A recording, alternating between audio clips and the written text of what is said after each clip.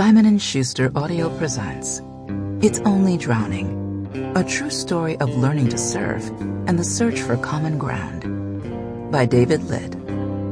Read by the author.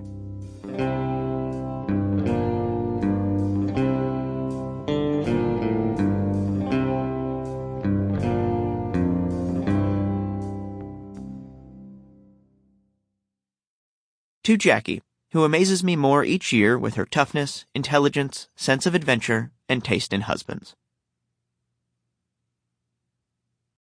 Chapter 1. Surfing is for Lunatics.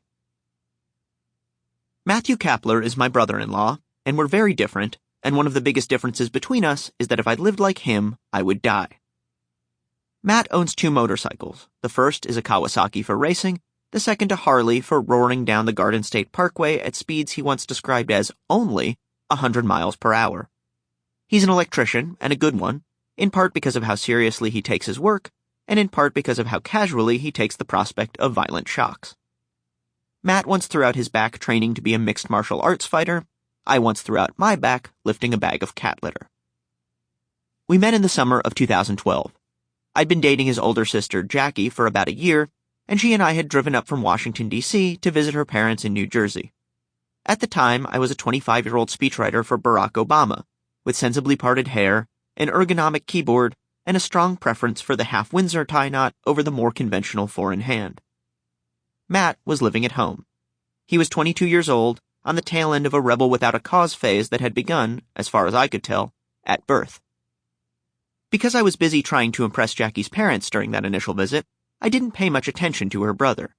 Matt first appears in my memory not as a person, but as a muscle shirt-wearing specter, floating silently to the kitchen to blend a protein shake before disappearing into the garage to jam on his electric guitar. But more trips followed.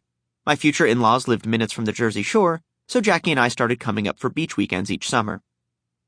Matt and I thus got to know each other a little better, and the better we got to know each other, the clearer it became that we had absolutely nothing in common. My professional life revolved around politics. He had never registered to vote. Matt played in a locally famous ska band. I played in a co-ed recreational ultimate frisbee league. My idea of a perfect meal was a bowl of homemade knife-cut noodles, studded with bits of pork and drenched in chili oil, from a hole-in-the-wall restaurant near the university where I studied on a summer fellowship that sent Ivy League undergraduates to Beijing. His was chicken tenders. I didn't dislike. Sample complete. Ready to continue?